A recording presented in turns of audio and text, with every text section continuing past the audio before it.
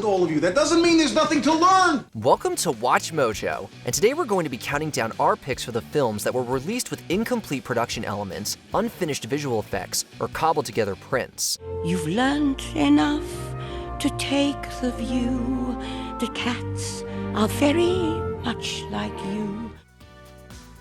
Number 10, The Mummy Returns. Back in 2001, the jury was out as to whether Dwayne "The Rock" Johnson could cross over into mainstream Hollywood success. The notorious CGI work on The Mummy Returns didn't exactly do the pro wrestling legend any favors, since the film's climax featured a barely recognizable version of Johnson as the Scorpion King. Sit away!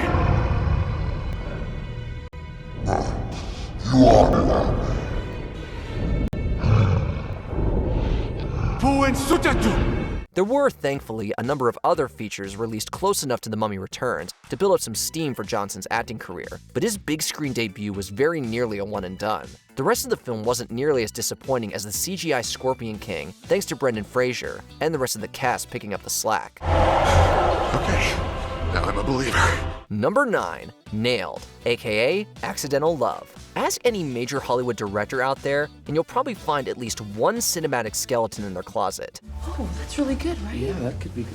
Frankly, that's kind of a pain in the ass.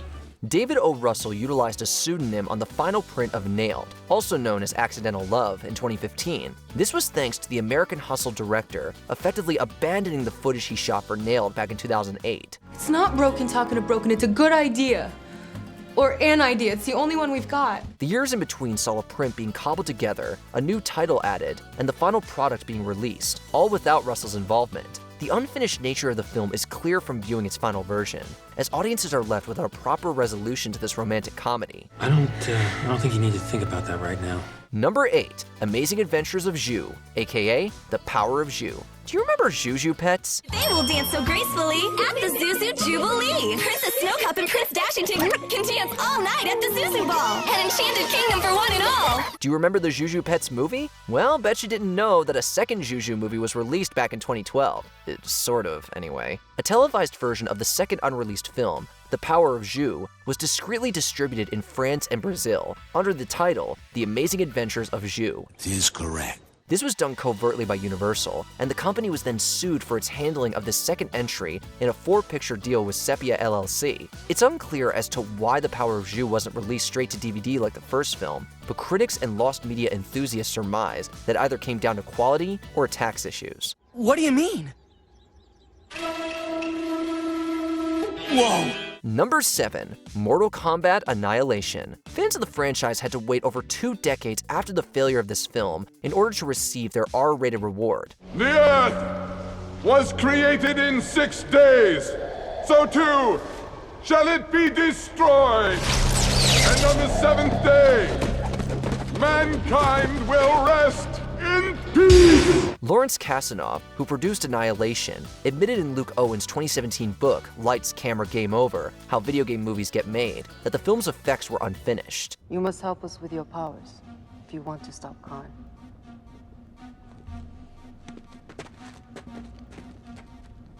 Let's hope you succeed.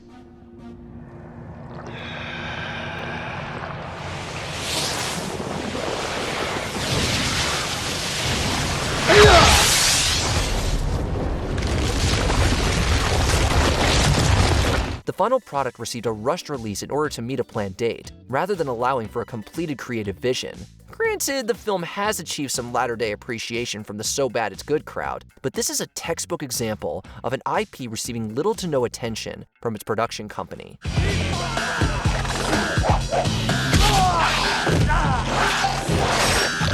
Number 6, Wagons East. The world misses John Candy. We'll always remember this all-time great cinematic funny man, but we just wish Wagons East wasn't his final effort.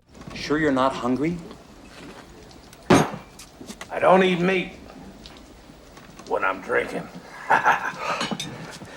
Look, I know he looks a little unsteady, but I'm telling you, there's something about him, something in his eyes. The star tragically died during the production of this critically panned comedy western, and the final print utilized a number of creative patches to hold the entire thing together for release. We're going east. East. Do you have a problem with that? Well, I don't know. Don't hardly seem right. I've always gone west. There are reused shots of Candy, various script rewrites, as well as body double and CGI stand-ins for when Candy absolutely needed to be on screen. It's unclear as to whether or not Wagons East might have succeeded if Candy had lived to see the production through the end. As it stands now, we'll just watch Uncle Buck instead. That's a good idea. Number 5, Grizzly 2: Revenge. 1976's Grizzly was an example of the animal attack subgenre of exploitation cinema.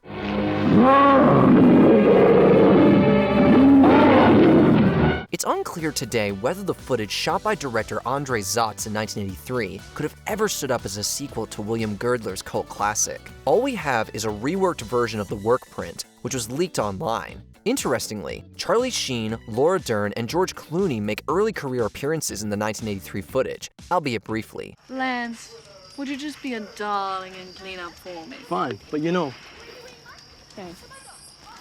only for you. The film's co-producer, Suzanne C. Nagy, was abandoned by her original investor, and the end results of Grizzly 2: Revenge, released almost 40 years later, feel like a desperate attempt to have something to show for all this production hell. You shot the wrong Grizzly! Murdering butcher! Thief! Sam! The man's colorblind. He can't even tell what a male looks like. You bagged another trophy. That's enough. A tranquilizer gun would have worked. You two go now. Fine. Number 4, Sphere. There have been numerous adaptations of author Michael Crichton's work, from the critically acclaimed Jurassic Park to the less beloved The Andromeda Strain and The 13th Warrior. The hell are you saying? The 13th Warrior is you. The production budget of Sphere was eaten up by a lot of underwater photography. The movie was set to release on December 12, 1997, but amid poor testing, it was pushed to February the following year. What the hell is it?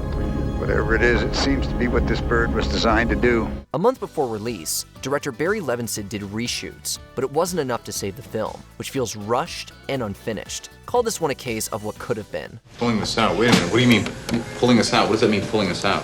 What part of pull out don't you understand, Ted? Extraction. We're leaving.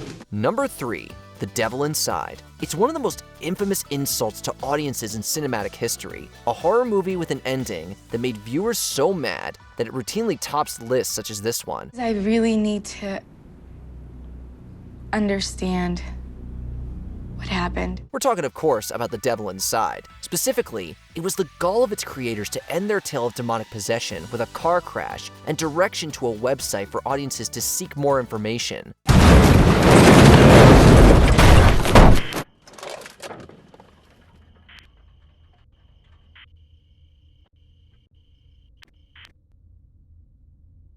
To be fair, the film's screenwriters stuck to their guns and defended their decision to cut The Devil Inside in this fashion. Unfortunately, that doesn't negate the fact that this flick, which barely runs 83 minutes, was essentially released without an ending.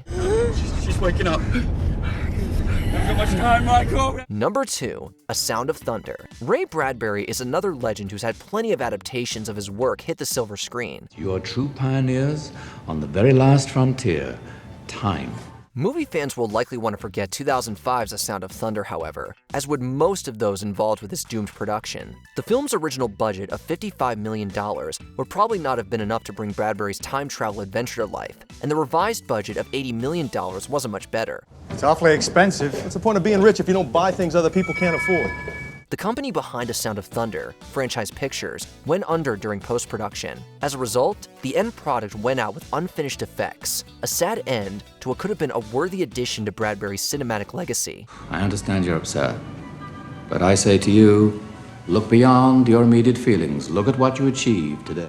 Before we continue, be sure to subscribe to our channel and ring the bell to get notified about our latest videos. You have the option to be notified for occasional videos or all of them. If you're on your phone, make sure you go into your settings and switch on notifications.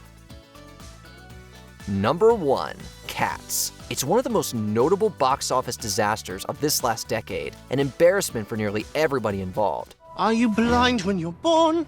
Can you see in the dark?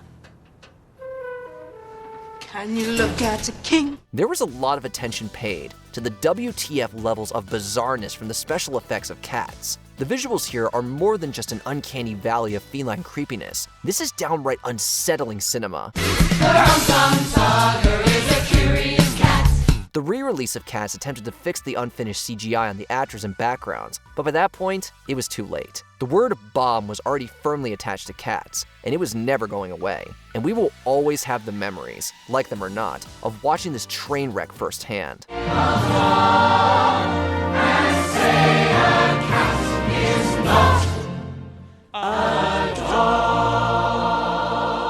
What do you think could have saved these films? Let us know in the comments. So, which way do we go, huh?